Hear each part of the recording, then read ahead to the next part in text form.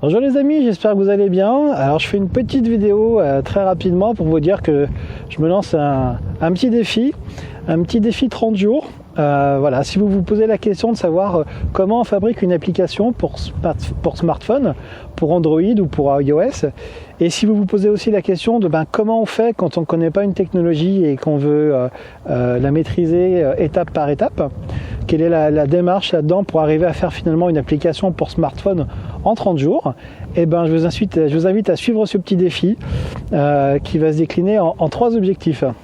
Alors, premier objectif, c'est de vous expliquer un petit peu comment fonctionne l'écosystème des smartphones. Si vous n'êtes pas développeur, si vous vous intéressez, vous êtes curieux, je vais essayer de vulgariser tout ça, de faire des explications, des schémas, pour essayer de comprendre petit à petit comment ça va se passer, et puis aller de plus en plus profond, un petit peu dans le technique, mais aussi un petit peu dans l'histoire de tout ça. Deuxième objectif, c'est de partir sur une technologie qui a l'air prometteuse, qui s'appelle Flutter. C'est une technologie proposée par Google et qui permet de pouvoir faire un développement d'une application sur smartphone, mais a priori également sur desktop, c'est-à-dire sur votre ordinateur, et pourquoi pas pour les applications web demain, c'est-à-dire qu'avec la même base de code, le même programme, on pourra avoir une application qui s'exécute un petit peu partout. Donc ça, c'est la promesse de Google, et ça permettra de tester si cette promesse est au rendez-vous, et surtout de voir quelles sont les difficultés et comment on les contourne quand on ne connaît pas la technologie. Ces technologies, vont et viennent, et puis parfois il faut miser sur une technologie, soit pour avancer dans sa carrière, soit pour débuter une carrière, et je trouvais ça plutôt intéressant de partir sur celle-là. Elle fait beaucoup de bruit, ça m'a l'air plutôt positif, alors on va voir ce que ça donne.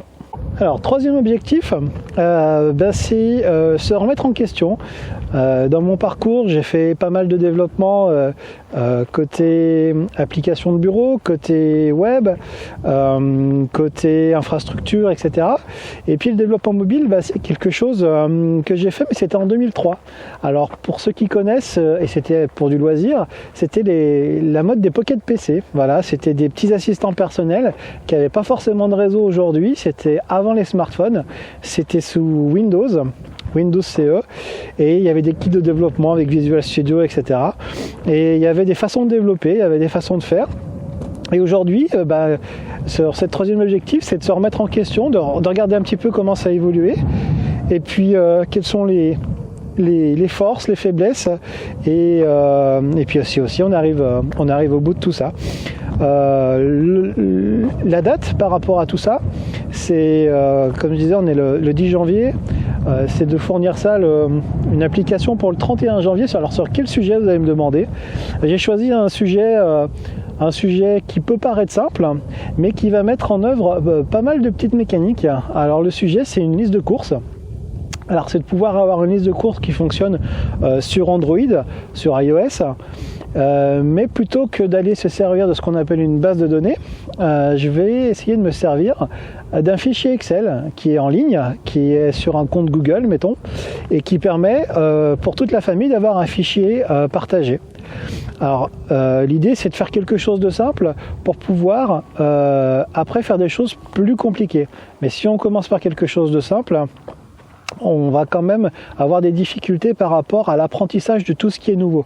Alors l'idée, c'est de ne pas courir contre un mur, mais c'est de casser le mur en plusieurs briques, et puis après de passer le mur. Voilà, donc pour y arriver, je prends un sujet qui paraît plutôt simple, et puis on va voir que il va falloir que je prenne en main la création de l'interface graphique, la création d'un nouveau langage de programmation que je ne connais pas, qui s'appelle Dart, que je prenne en main la communication avec le cloud pour pouvoir aller lire le fichier Excel avec les services Google. Donc c'est plusieurs petits sujets qui vont être adressés et qui vont pouvoir être utiles aussi par la suite, parce que si l'application est utilisée derrière, imaginez que vous avez quelqu'un dans la famille qui se connecte sur son Google Drive, qui met à jour le fichier Excel des courses à faire, et que l'application derrière, elle en prend directement connaissance, on peut mettre l'application à jour depuis n'importe où. Alors vous allez me dire, oui, mais ça existe déjà avec Evernote, avec OneNote ou avec des logiciels dédiés pour la gestion des courses. C'est vrai, mais on pourrait pousser le sujet un petit peu plus loin. Par exemple, si on imagine d'utiliser un écran passif, il y a des écrans qui existent de type papier. On a l'impression que, comme les tablettes d'Amazon en fait, et si on le lit un Raspberry par exemple, on pourrait imaginer que sur le frigo on affiche ce fichier ou cette liste de courses également, avec un mode différent qui lui aussi communiquerait avec le cloud, etc.